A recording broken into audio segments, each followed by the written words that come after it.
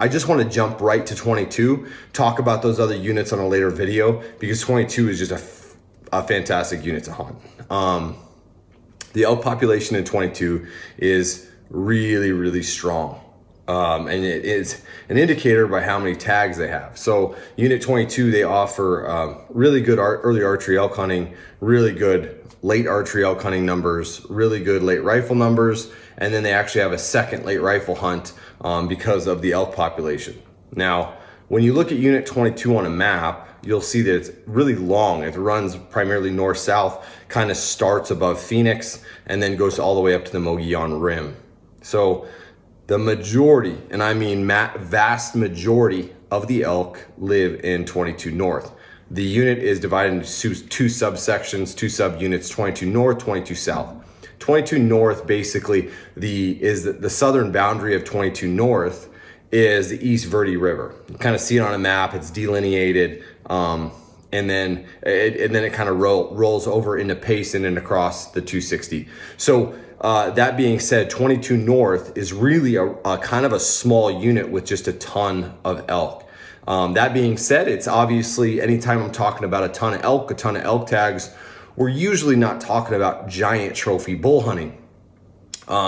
Although that being said, there are definitely some really, really big bulls in 22 North and really great opportunities for trophy hunting. If you do the homework, if it's the right year, right precipitation, right feed, and if you have a little luck on your side. So that being said, the main reason why I love 22 North so much, and I say 22 North, 22, but 22 North specifically, is the opportunity factor. So you as a resident or a non-resident can draw a 22 North tag quite frequently, basically every 5 to 7 years. I mean, give or take, you can draw it every 3 years if you're a little lucky. So you can draw a 22 North bull tag 3 or 4 times before you draw like a unit 9 tag or a unit 27 late rifle tag. So you can hunt elk more often in 22 North and have the opportunity to hunt bulls, especially for kind of just first bull hunts or meat kind of bull hunts. 22 North is just fantastic. Because like I said, it's not known for giant bulls. You got to have the right conditions. One of those conditions too is having snowfall up top. So it basically, the unit boundary to the north is the Mogollon Rim, and a lot of times when there's snow and weather up higher, it'll push those elk down into that lower basin area in 22 North. And you can't rely on that from year to year. You just kind of got to go in with it, just hoping you get the right conditions. But still, you have a chance to hunt bull elk whether the conditions are in your favor or not. And you have a chance of shooting a nice bull whether the conditions are in your favor or not. So the conditions that favor big bulls don't stop you from just bull elk hunting. It only gives you a better opportunity at potentially seeing a bigger bull or seeing more bulls. So I really want to emphasize 22 North is an opportunity-based hunt. There's a lot of tags. The draw odds are very, very good for you as a resident and as a non-resident. And guys, there are elk there. You're not hunting in these desolate limited opportunity hunts, kind of like I talk about 7 East, where the draw odds are good, but the elk really aren't there. I mean, they're in small pockets and they're just really tough to hunt. 22 North is different. It is a unit that there's a ton of elk tags and a ton of elk, and you can have a really, really successful hunt in 22 North with limited experience on your own. Now, that being said too, obviously, if you do draw one of these tags and you want to kind of get your feet wet and understand Arizona elk hunting, and you've got the budget to potentially afford a guide or an outfitter or a drop camp or a scouting package, do it. Elk hunting is something that you should take very, very seriously. It's a very big animal to down in a canyon, to down in certain areas.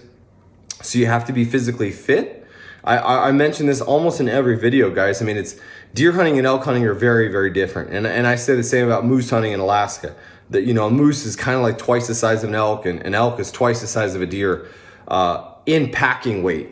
When you're hauling out an elk quarter, it's a lot different than hauling out a mule deer hind quarter. So have an understanding of what it actually takes to be successful. And that not only means the elk dying, but also the elk dying, getting butchered and getting to a processor or your home in an efficient manner to where the meat is still prime and ready to eat and has very little loss due to weather or bloodshot or anything like that. So that being said, think about having a guide, think about having an outfitter. If you do draw a tag in 22 North and you're kind of a first timer, maybe you're an Arizona resident, it's really, really easy for you to go in there and scout. If you live in Phoenix and you don't want an outfitter, you don't want a guide, if you want to do it all on your own, that's great. That means you can get up there in less than 2 hours if you live in Phoenix and do some homework, start doing the scouting, because that's when you'll create for yourself opportunities in the future by doing the scouting ahead of time. That means going up there in the summer, because when these elk tags get let loose, we'll know sometime in March. So then your planning starts. You plan a summer trip to Payson. You plan, maybe after the archery season gets done, because these elk are not always in the same spots from month to month. And that's what's really important to understand. Where the elk are in the summertime, and I'm talking bulls, is not going to be where they are in the wintertime. But you want to have an idea of good glassing spots, good vantage points, good water holes, get your familiarity with the unit. So when you go in there, you have some knowledge to fall back on. You have some stuff to back you up. And I'm talking to you DIY guys specifically. It is a unit, if you put in your homework, you can be successful. And with that, there is also an opportunity to shoot really, really big bulls. The unit itself is pretty thick. Okay, so that kind of creates a little bit difficult, scouting, really dialing in to find a big bull. Meaning you can find one, you can scout it, you can glass it up, but really getting into that timber, it's tough. There's a lot of areas where it's just closed in timber, and you kind of have to have an understanding like, hey, I know there's a big bull that lives in there, and I just have to keep putting in the time and the energy to find him and pattern him and understand what he's doing. And I'm talking from a point of where I've been very successful at that. I've also failed at that a lot. Okay, I've hunted elk a lot, and right when you think you've got them patterned, they'll do something different. I can tell you just from this year elk hunting, gosh, we saw some big bulls. We killed some really, really big bulls, but we also saw some big bulls that I was just like, he's going to show up here again. He's going to show up here again, going to show up here again. And the terrain just did not allow us to get into the right position to kill him. And also just whether it was too far or it was just too thick or whatever it is, it really takes perseverance in 22 North.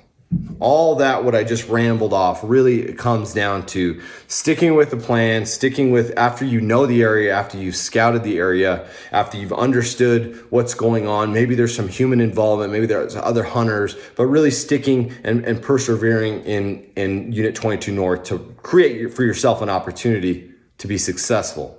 So 22 North is a fantastic unit. I can't speak more highly of it just from the elk number standpoint. And every year, like 6A, it gets dogged on because there's so many tags and so many hunters.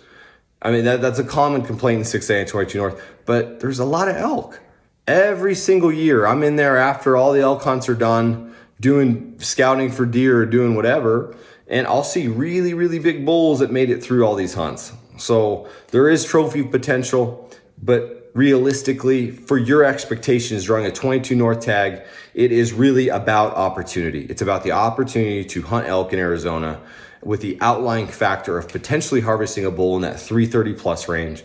But really, it's just getting in there and getting some elk meat, getting a fun hunt camp. We love 22 North just from a camping standpoint. There's a lot of really good places to camp. My guided hunt camps are always pretty fun in 22 North, just because of the expectation level. We're in there to kill bulls, not necessarily kill 380 bulls. We're not in there trying to just kill the biggest trophies on the planet. We're there to get bulls on the ground to hunt elk, to have fun, to get elk meat. And sure enough, somebody will kill a big bull every single year in there, and it just makes it that much more fun. But that's what elk camp and hunting is really all about. You know, going in guided, going in an outfitted style hunt.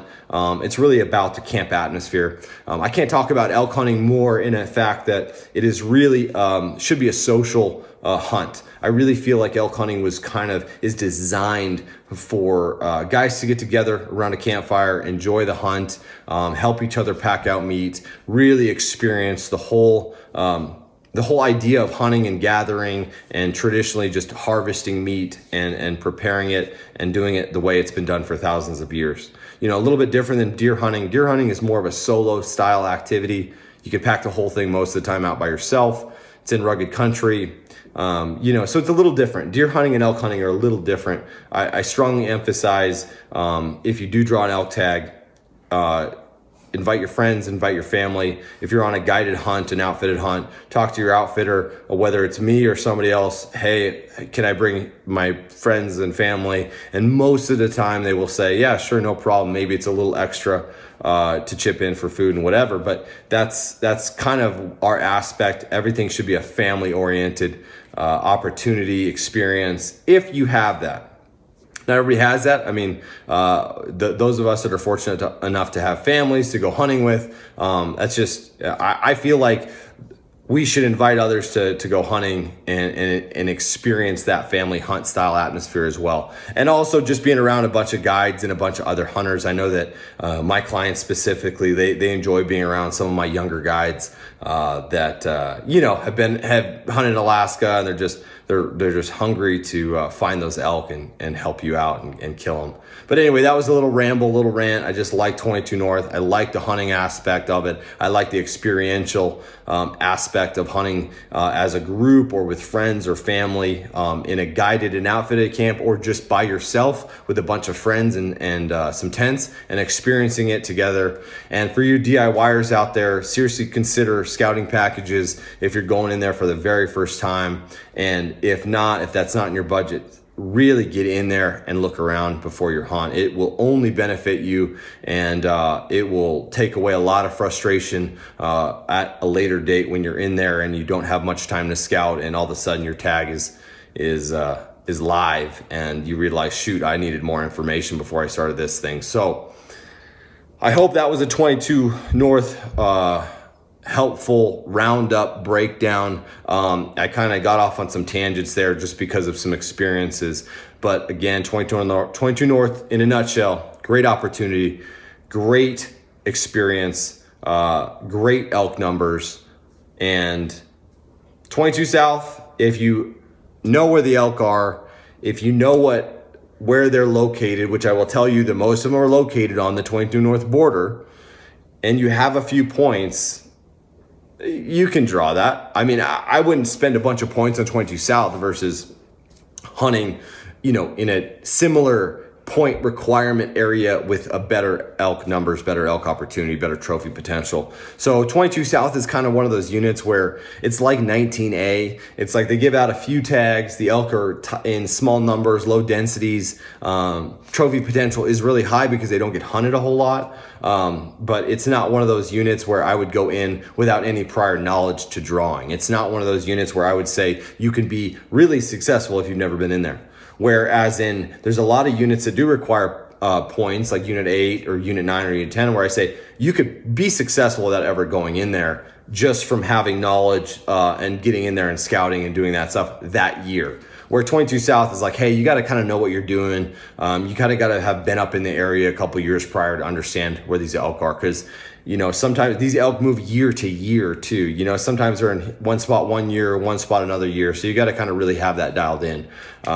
So that's a 22 South breakdown, very, very short, but according to the tag numbers, and just want to give you an idea of why they separated a little bit, but that's it. So, all right, guys, I hope that helped. I hope the maps kind of helped give you an idea of kind of where the primary elk hunting is, and then the draw odds with you guys. I hope that encourages you to apply for the draw and not have a feeling of Arizona as an impossible place to draw an elk tag to hunt bull elk in.